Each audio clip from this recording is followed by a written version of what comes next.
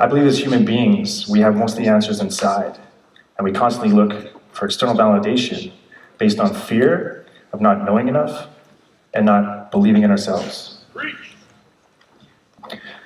When I started to understand that I had the individual power to become the best possible human I could be, I processed all these limiting beliefs, insecurities, and conditions I'd been programmed with since childhood.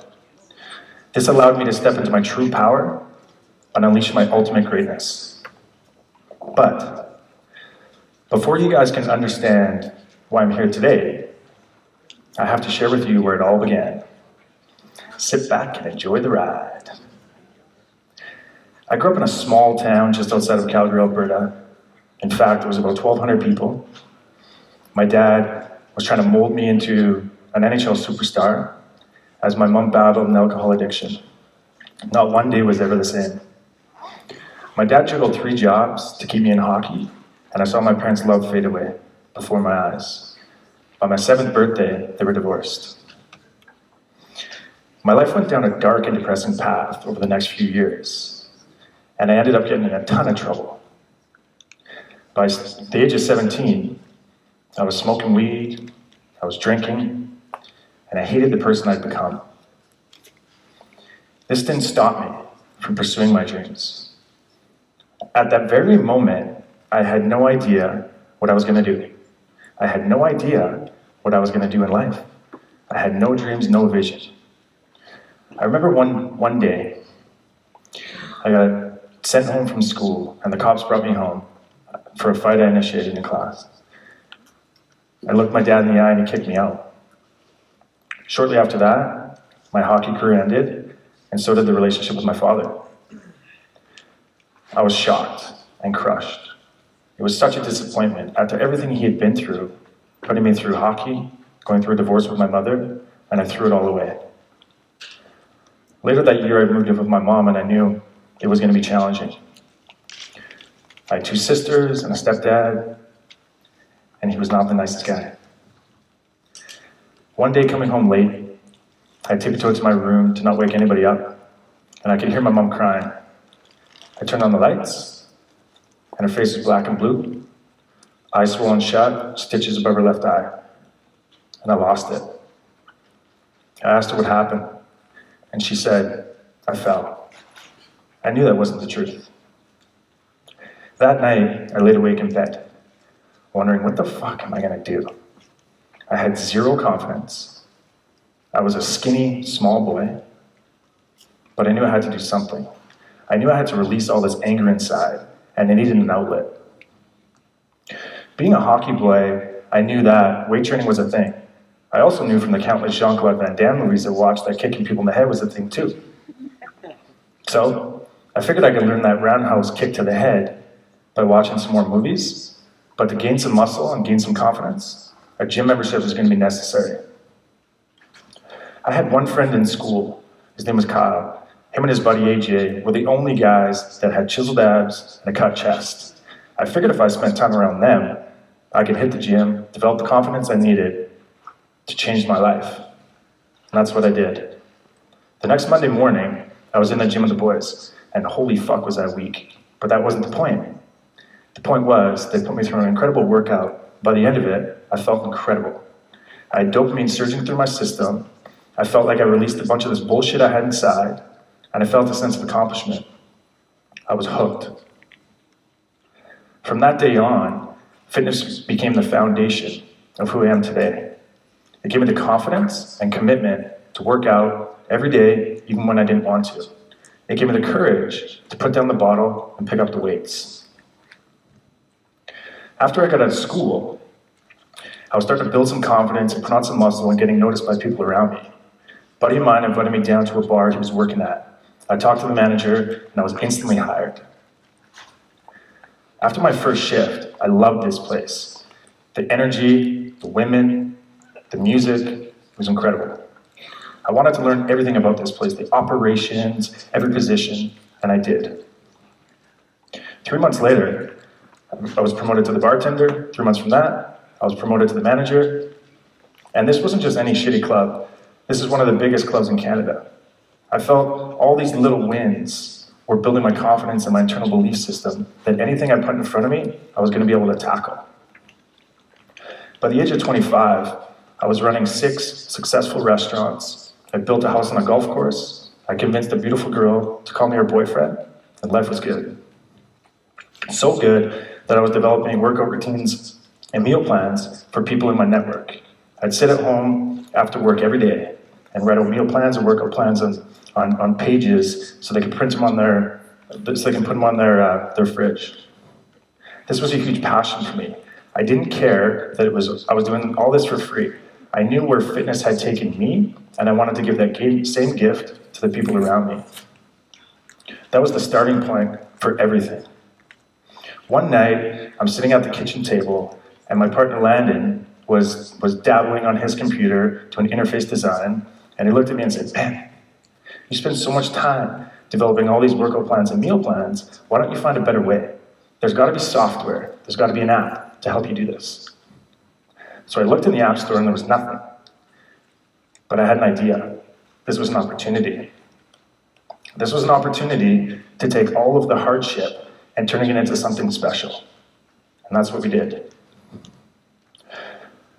The next day, we went and incorporated a company called Total Fitness and Nutrition. And the idea behind it was to create a software platform that would give people meal plans and nutrition plans based on their goals and credentials. Later that year, 2013, we launched the platform. It was a shitty product. We were working on this thing part-time while we were doing our own careers, but we were so dead set on building a business that could help people live a better life through health and fitness. 2013, I resigned from the restaurants.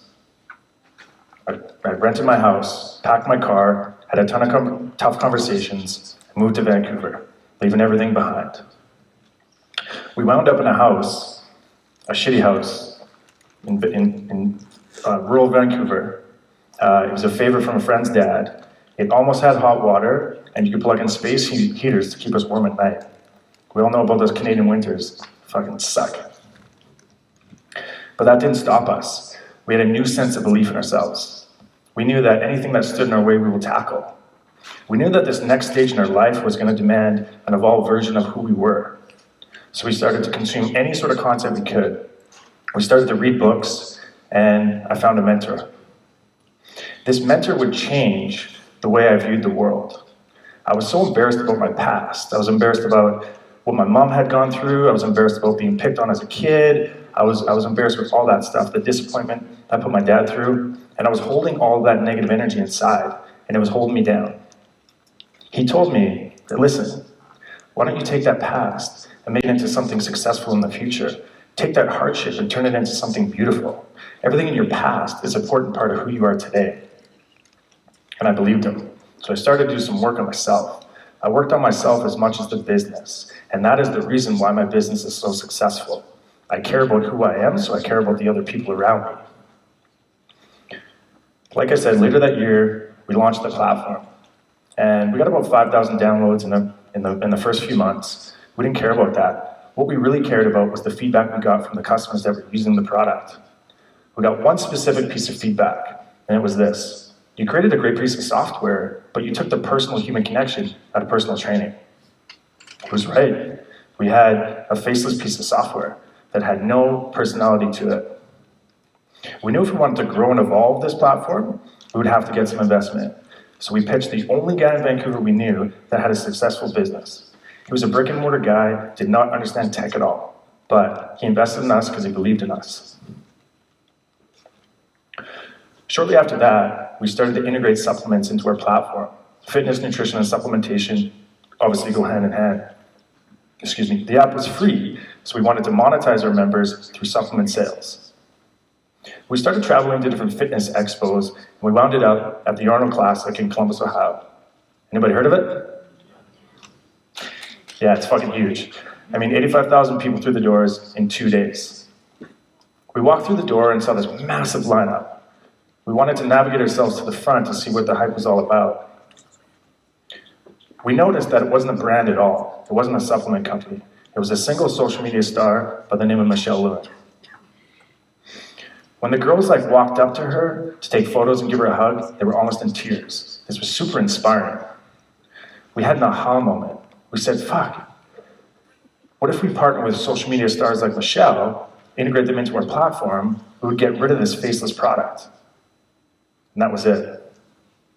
We stood in line, waited our turn. As we approached the front of the line, we word vomited all over Michelle. Ah! And she took a step back and went, whoa, whoa, whoa, whoa, whoa, no English, no English, and pointed to her husband, Jimmy. We gave him the pitch, and he politely declined. We went back to Canada, but the narrative started to change. We were thinking, instead of onboarding people to promote our product, what if we co-created a platform that could help people live their best life? The story really changed for us, and so did the pitch.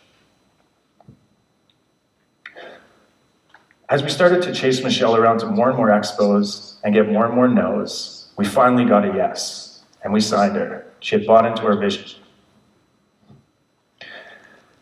It gave us the ammunition we needed to secure 6 more influencers and excite our team enough to launch Fitplan.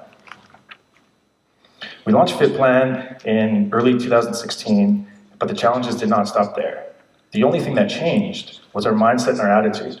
We weren't asking for smaller challenges, we were asking for broader shoulders now. We knew that anything that stood in our way, we'd blow right through. Fitplan today has over 5 million members. We partner with over 60 of the top fitness experts in the space, and we have hundreds and hundreds of success stories from our community members.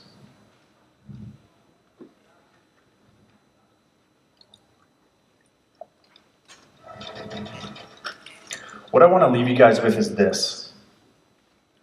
Life is about self-mastery. Implementing the right habits and rituals into your daily life will allow you to show up and be your best. Getting rid of this bullshit story that you tell yourself that you're not good enough, leave that behind. Follow your intuition and dive into the unknown. Be true and be who you're meant to be. Being yourself and being authentic is what I call your secret sauce. Fitness and health changed the trajectory of my life forever, and I'm not stopping until I influence thousands of people to change their lives too. Thank you.